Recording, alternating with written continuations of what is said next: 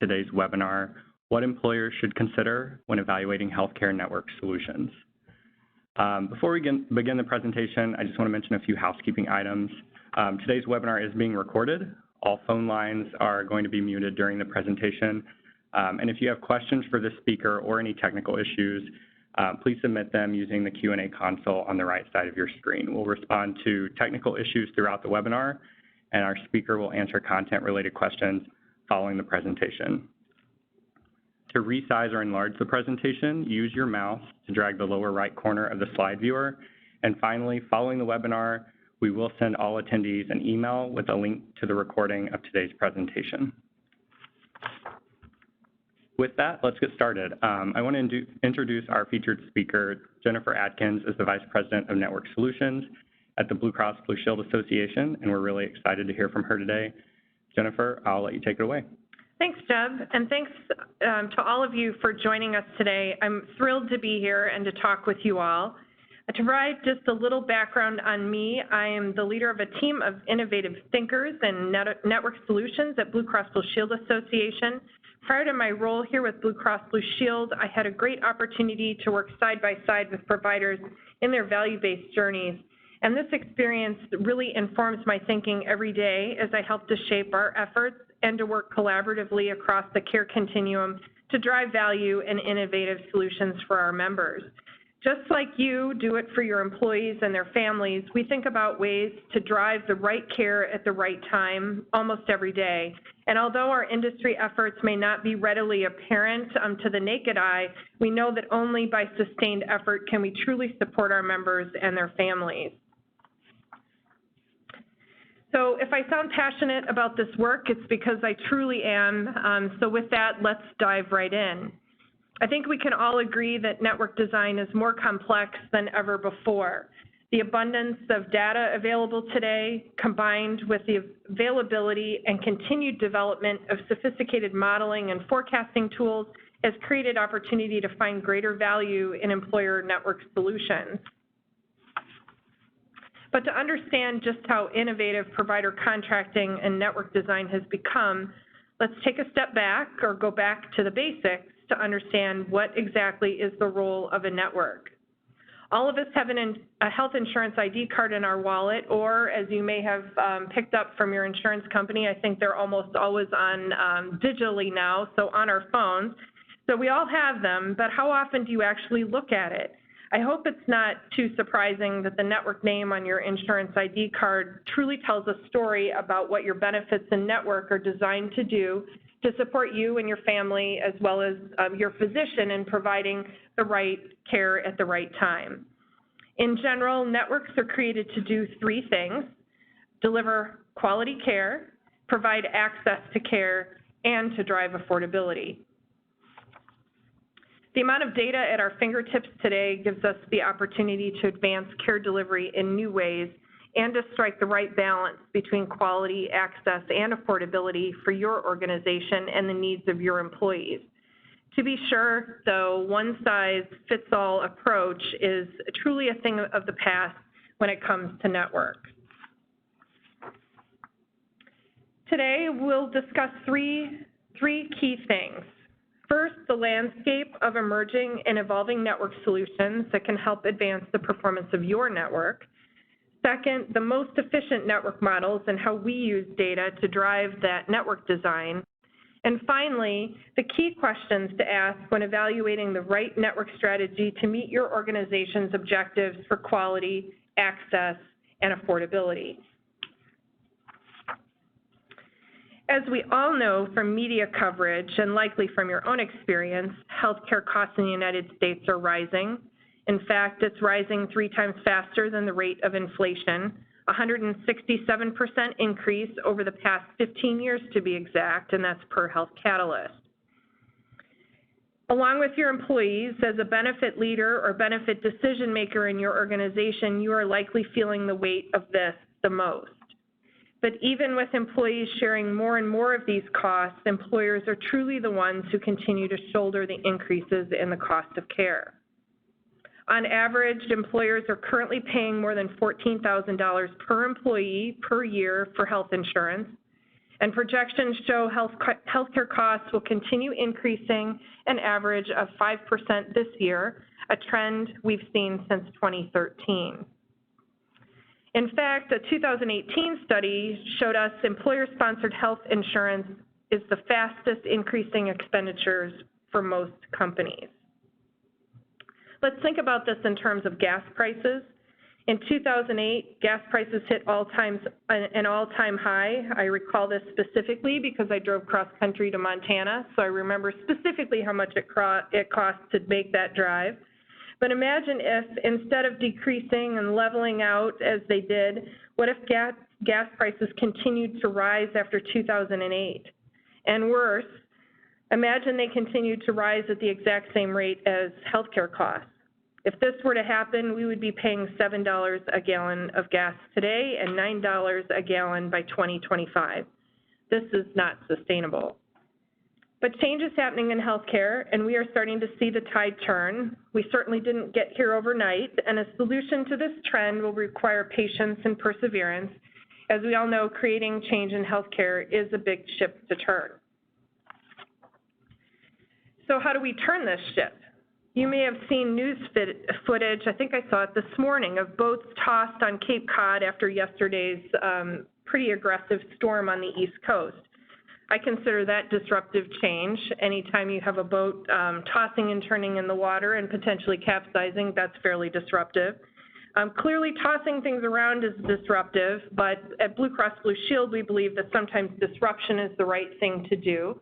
Not that I advocate tossing and turning boats around. And so without sinking the ship, how do we create this change? The healthcare industry at large is looking to create change by shifting reimbursement models to those that pay based on the value of care provided instead of volume. This is most often referred to as value-based care. But what does that mean? This means that doctors and hospitals are being paid based on their ability to help your employees get healthy faster and stay healthy longer, or to help your employees better navigate healthcare when they need it. Providers are doing this in a number of ways, but primarily by providing better and more coordinated care. By holding providers accountable for outcomes, we are helping them to deliver effective and efficient care. A recent Institute for Healthcare Improvement study found that access to primary care and models supporting these providers go a long way to facilitating these efficiencies. And at Blue Cross Blue Shield, we're investing heavily in value-based care. Value-based programs have grown tremendously in the past few years, and the transition to these models is gaining sophistication, momentum, and acceptance. Today, more than 32 million individuals are receiving care from a value-based doctor. However, the shift towards payment for quality is dependent on data, and we live in a time of unparalleled access to data. Not only do we have more of it, but our ability to use it continues to evolve. As value-based care programs continue to produce results, sophisticated health plans are evaluating what's working in their value-based programs and examining what's not working in order to build on their successes, evolve, and continue to drive value. All of this work is also dependent on relationships and trust to have the conversations needed with our local providers to not just execute on a complicated contract, but to truly drive performance. And because everybody's approach to value-based care differs, I'll share my thoughts on what are key questions you should discuss with your health plan partner to better understand how they are uniquely approaching their value-based care strategy, including, first, how are programs designed to have the biggest impact possible on population health? We believe that an ACO or accountable care organization only model is not the only way to create success in a value-based care environment. That's why we use a blended model, building off of the best local relationships and what works best locally, consisting of accountable care organizations or ACOs, as well as patient-centered medical homes, which you may have referred to as PCMHs, with each value-based program built around and tailored to meet the needs of the community it serves. So, for example, if diabetes is a prevalent condition in a certain region of the country, we build a value-based care program that focuses on diabetes management and engaging employees in unique and effective ways. Or if ER utilization is through the roof, we come together to work on that specific opportunity. Next, how are you supporting providers that are new to value-based reimbursement? In our experience, leveraging emerging data insights to educate doctors and hospitals about their own performance and comparing that to successful outcomes-based practice trends is really the key to finding success in value-based care. Let's be frank, though, doctors are educated, so this is really more about collaborating with insights. In my experience working with providers is that they're all A students, and data that helps them improve performance if positioned properly and in a collaborative fashion can be a huge asset to them in how they deliver care to our members or your employees. Next, what does this mean for my employees? Value-based care is designed to provide a better overall experience for your employees. The focus is on personalized care that treats the whole person. Through wellness and prevention, as well as better management of chronic conditions, your employees can ultimately benefit by spending less time at the doctor and less money on things like prescriptions, procedures, and emergency care. We also believe that it is vital that your employees go from being patients to partners in their own health care.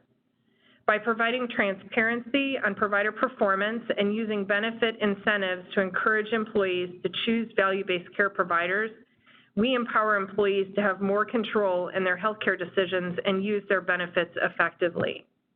It's really about making better choices. And lastly, how are you innovating within value-based care? Today, value-based care is, for the most part, a focused solution that targets primary care intervention. But we believe there is opportunity to expand these models beyond primary care and build on the successes we've seen. That's why Blue Cross Blue Shield plans are adopting the principles of the value-based care concept and applying it across various specialty practices. We're doing this by fostering more alignment and better care coordination between specialists and their primary care counterparts, which creates integrated care teams who are providing optimal patient care across the medical neighborhood. These specialty partnerships are also uncovering insights into population health. For example, in launching a value-based care program in the southern region of the U.S. dedicated to women's health, we found that in a single state in that region, more women died of cardiac disease than women's related health issues such as breast cancer. Because of this, we aligned a cardiac-focused program that is now working collaboratively with the existing value-based care programs in the region to really tackle what the data showed us and what our experience was in that market to help the population. Today, the extension of our value-based care programs includes specialties like cardiology, endocrinology, and obstetrics and gynecology. But from our experience, we understand value-based care is a journey, and patience is a virtue in the development of value-based programs.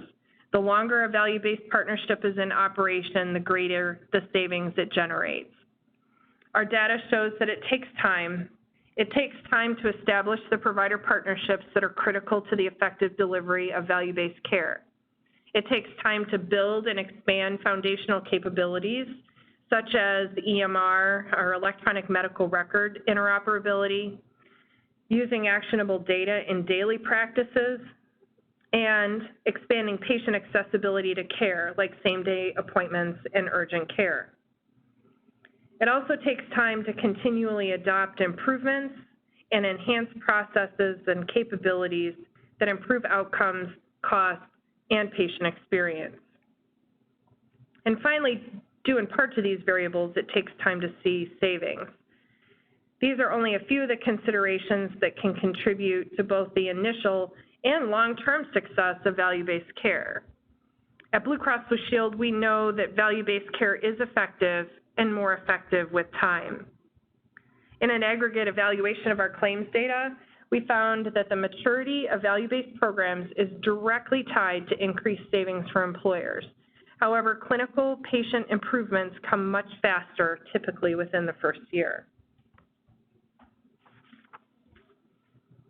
That's why we're committed to this continued development and refinement of our national value-based care programs as a means to create lasting change.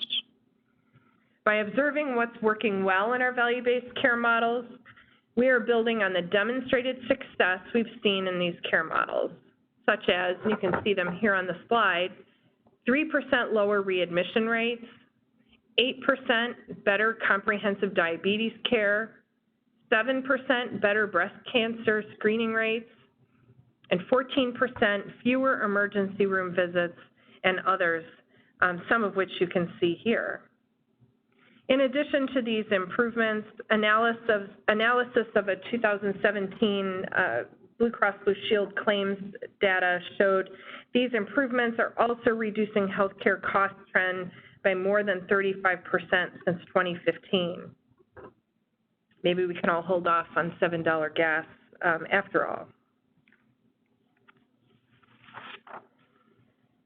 With value-based care focused on creating a more sustainable healthcare future, we know that you are also looking to make an impact on your bottom line today. And there are many options for employers who are looking to find more value in their network strategy. As I mentioned earlier, network design is getting more and more sophisticated, and there are various network types that all share common goals: increasing quality and controlling cost. But differences exist among these network options and how quality and savings are measured and achieved. For example, if you're looking to reduce your total cost of care, a network solution that is focused solely on high-cost specialty care may not be quite enough to achieve your cost objectives. So in evaluating different network solutions, it's critical to know what's available, what's important to you, and how each works to address specific challenges and objectives. On this slide, you'll see some of the most notable network options that are offered in the market today. It's important to note that value-based payment arrangements can be tied to many types of networks, including those listed here. We'll dig into these a bit more, and we'll start with Centers of Excellence. Centers of Excellence reduce total cost of care and improve outcomes for your employees who need complex, high-cost specialty procedures by identifying providers who perform better in those specialty areas. Today, 88% of large employers are leveraging a Centers of Excellence solution to help rein in costs on complex, high-cost specialty care, and this is up from 79% in 2016. When considering Centers of Excellence, here are some questions you should ask your health plan partner. How are quality measures determined and evaluated for each specialty? To drive significant improvements in quality and cost through Centers of Excellence, it's imperative that facilities and providers are evaluated based on meaningful measures in each specialty area, measures that will have the greatest impact on outcomes for your employees. At Blue Cross Blue Shield, we partner with experts from the medical community to identify and incorporate the most relevant quality and cost measures into our Centers of Excellence programs. This approach has helped us ensure our programs are relevant to today's specialty care landscape and continually evolve to address areas of opportunity to drive meaningful results. And one area to highlight here, you may have been tracking on the advent of gene therapies and CAR-T, which is a highly specialized treatment for some cancers. And in response to the market, this is an area that our Centers of Excellence have expanded. Next, is the depth of data evaluation sufficient to identify meaningful differentiation among providers? It's no secret that good data contributes to good insights, which can lead to really great results when evaluating provider cost and quality. That's why it's important that providers are evaluated using sufficient depth and breadth of data to drive credible, reliable results, and that they know how they're being measured. In combination with our deep utilization data from ensuring 1 in 3 Americans, Blue Cross Blue Shield also taps into the data expertise of our third-party experts in various medical associations that we partner with. This provides a vital gut check for us to ensure meaningful criteria for measurement is relevant, objective, and positioned to create meaningful differentiation among providers. In essence, and for example, a bariatric program should be informed by bariatric physicians and surgeons, and we listen to what's important to them, but always with a balance to what is best for your employees and what is the best quality care. Third, what is the potential impact in terms of cost and quality? I can speak here, of course, to what we've seen at Blue Cross Blue Shield. On average, designated centers of excellence can save you more than 20% per episode over non-designated centers. These programs also produce exceptional quality results for your employees, like lower complication rates and lower readmission rates compared to non-designated providers. And a program like this doesn't stop evolving either. Another critical component of the program is the reevaluation of providers. At Blue Cross Blue Shield, our reevaluation process occurs every 2 to 3 years to ensure that our criteria is keeping pace with current medical certifications and technology, and that only providers who are demonstrating successful outcomes in quality and savings remain in the network. A good example of this reevaluation is our current review of orthopedic facilities. We're enhancing this program to include outpatient sites of service and recognize providers who have received advanced orthopedic accreditations from Joint Commission and the Accreditation Association for Ambulatory Healthcare, or some may know it as the AAAHC. We're working with providers this summer to share their progress and to evolve that program. Let's move on to tiered networks. Tiered networks can reduce total cost of care and maintain a high level of quality while enabling your employees to select from a broad provider network. In tiered networks, providers are grouped into tiers based on quality performance or cost performance, or both, with top-tier providers delivering better outcomes and or lower costs. Currently, 17% of mid-sized to large organizations have incorporated a tiered network into their strategy. When considering tiered networks, consider asking your health plan, first, how are cost and quality standards applied? Similar to what we talked about with centers of excellence, when you are measuring providers across multiple specialties, it's key that the evaluation is comprehensive, objective, and leverages sufficient depth and breadth of data to yield credible and reliable results. Next, how are tiers defined to create sufficient access and meaningful cost savings? A common approach to tiered networks is to identify top performers and then create custom benefits that encourage employees to choose those top performing providers. But the argument can be made that high quality and high cost can look differently in Chicago than it does in Phoenix, for example.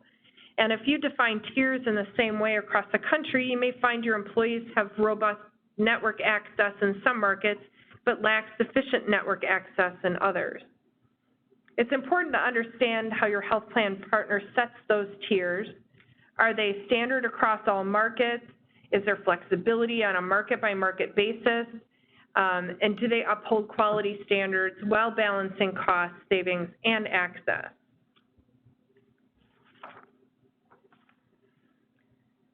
Third, are benefit differentials strong enough to encourage my employees to use these providers? If you were to learn today that your family's primary care doctor performed in the bottom 50% of providers across the country would be out of network, what would it take to encourage you to see a new doctor? Some may argue that it wouldn't take much, but on the contrary, our data shows that influencing employer behavior change requires an attractive incentive. In offering a tiered network, you may want to work with your health plan partner to understand how best to design benefit differentials to guide or incent your unique employee population to change behavior and see top performing providers. Now we'll move on to narrow networks. Narrow networks reduce total cost of care by limiting access to a more narrowly defined network of providers who are delivering care at a lower cost. Narrow networks limit the network to providers who have agreed to lower fees in return for higher patient volume and who have shown to deliver care at a lower cost. With the passage of the Affordable Care Act a few years ago, narrow networks fell under a lot of scrutiny in the media, and we often heard about patients confused about how to access care. However, many employers continue to find success with these models and have learned that excluding high-cost providers from their network does not necessarily mean they must sacrifice quality care.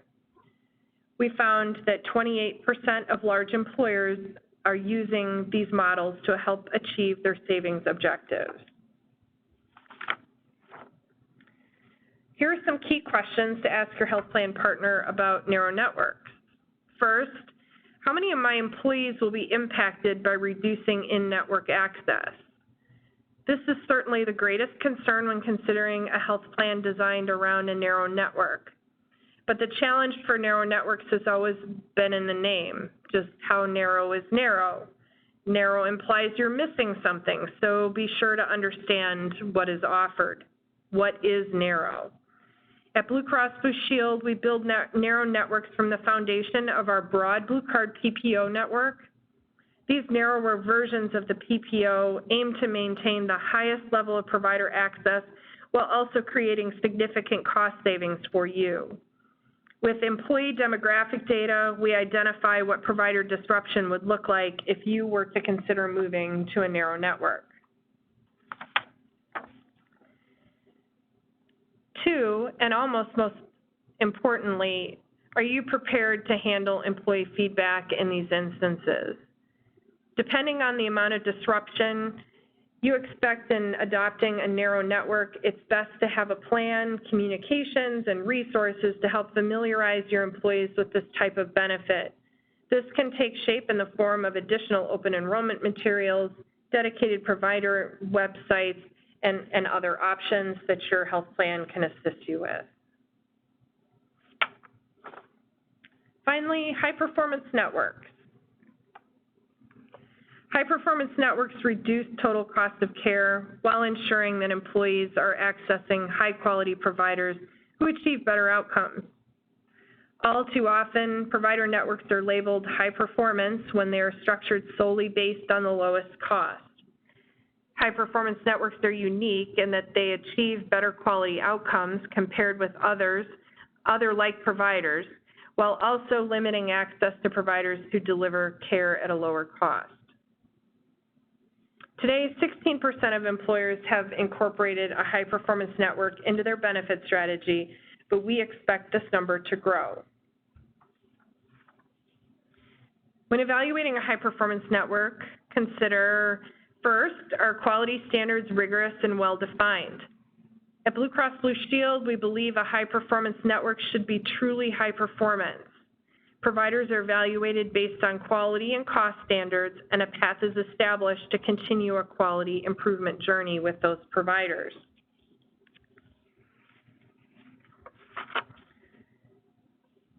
Next, and again, data. Is sufficient data being used to evaluate all providers?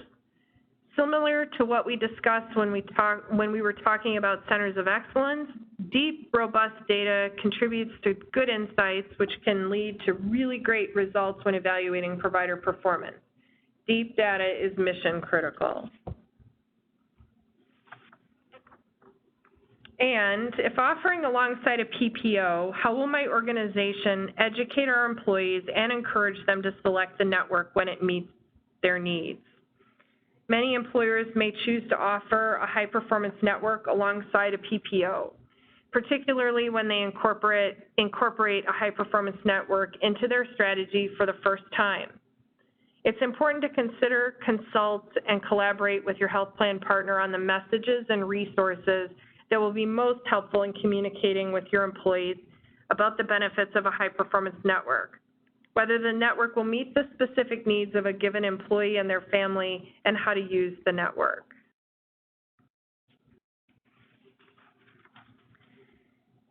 You probably noticed that a large variation exists in employer adoption of these network solutions.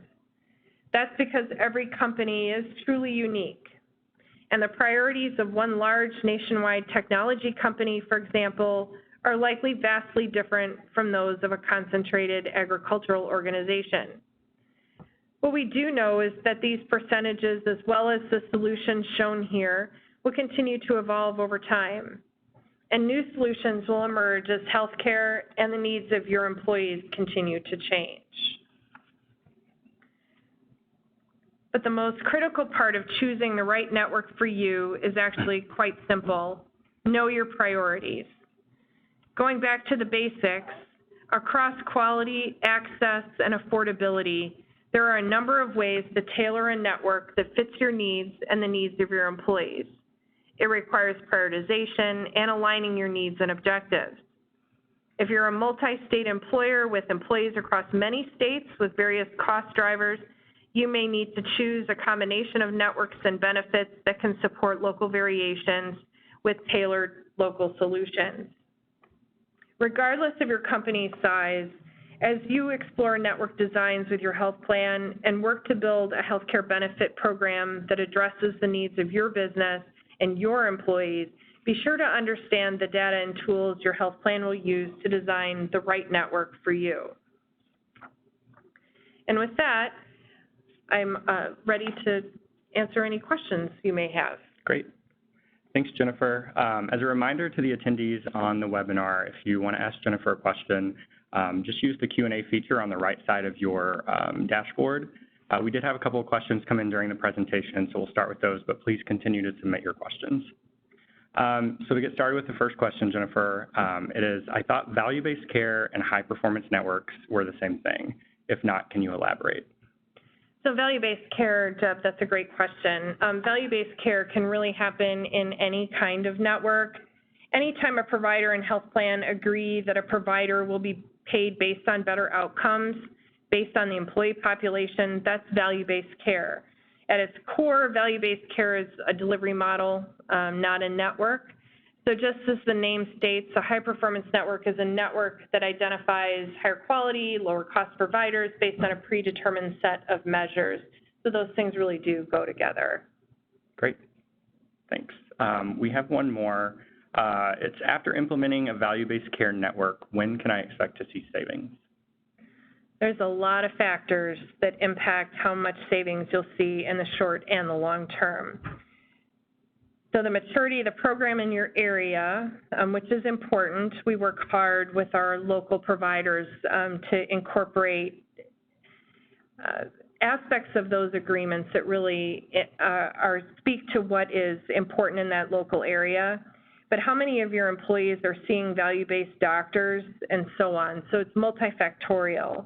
But in the longer term, you benefit from cost avoidance and appropriateness because the more coordinated nature of the programs.